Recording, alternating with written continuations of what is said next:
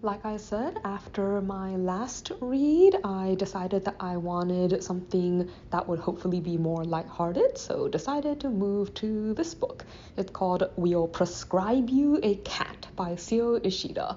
This is structured kind of like a set of 5 interconnected short stories, each one focusing on a different character who in one way or another finds their way to a very unusual psychiatric clinic, or at least that's what they all believe it is. Like, it's called a clinic for the soul, and like they hear a lot of rumors about how it's really, really good, but when each of them get there, they find a very peculiar doctor and nurse duo who always prescribe them a cat.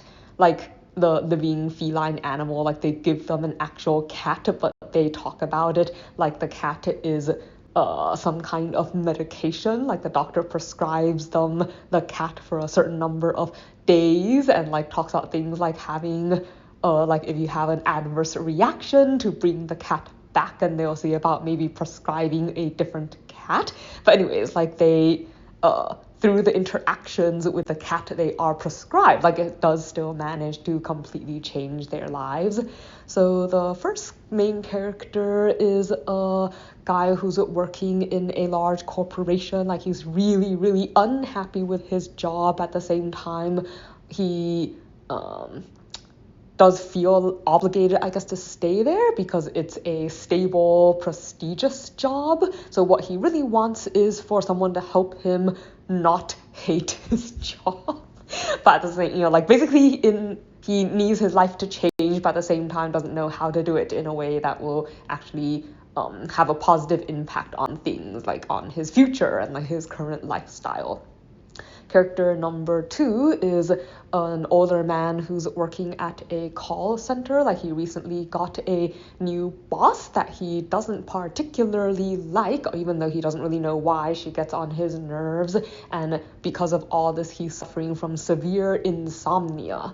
Character number 3 is a mother and child duo. Like they, I guess the kid is having questions about dealing with social issues at school, like the different cliques that friends fall into and who to befriend, like in order for her social life to be better. At the same time, like there's some trouble, I guess, in the parent and child relationship, where like the daughter goes on about her mom never listens to her, etc., etc.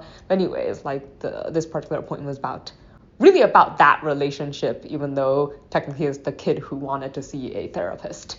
Let's see. Character number 4 is a woman who runs her own business. Like she specializes in designing handbags, like both her own series and custom bags for different customers. But she's a serious perfectionist. Like she's lost several employees that way, but she can't really see why everyone can't do things her way, because she sees her way as like the right way. Was impacting like her relationships, and she's also not very happy right now at home, even though she doesn't want to admit it to herself, since her long-time live-in boyfriend like moves around from job to job a lot, and like is kind of failing to live up to her expectations, and like things aren't necessarily being as perfect as she wants, and she does feel like she maybe needs to change, even though really she thinks it's everyone else around her that needs to change. Finally, the last character is a woman who's working as a geisha, but she had a major incident previously, like where she had a cat that went missing, and it's had this huge impact on her. Like she's been super depressed, and she's been, still searching really hard to try to find this cat. Like it's upended like her entire life, where she's stuck, I guess, in like mired in guilt about like what she maybe should have done differently and so on, and she hasn't been able to walk out of this, and it's affecting not just her life but like the people around her that she cares about.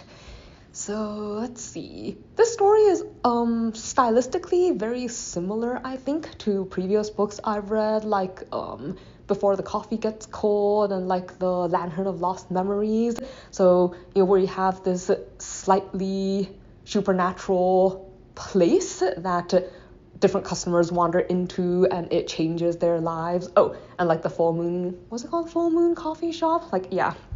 So that type of story, like where you have all these characters who momentarily pass through this place and it changes something about their perspectives and like alters their lives for the better. I really like this kind of story. I think like it's just everyday people with normal everyday problems and a little touch of magic. And I think I don't have a cat, but I do like cats, and I do have a dog, and I know firsthand that pets really can have a really profound impact on the way you see life and like the world, and I feel like they can make life better just by existing. So yeah, that definitely resonates with me. Something I did not like. I don't really think there was anything I did not like, though I did feel a little like the whole clinic thing was, I guess strange isn't the right word because the whole thing is kind of meant to be strange. But it's kind of like all the characters are really easygoing. Like for people who get such a weird prescription from such a weird person, they all take it very much in stride. Like I'm a little surprised at how well they all react to it and how they all really just follow the doctor's instructions more or less. Like there's almost something a little surreal, I guess, about their own interactions with the shop. And I kind of feel like there were a couple of loose ends where you still don't really know what's going on with this clinic. But maybe that's not too surprising because this is apparently book 1 in a series.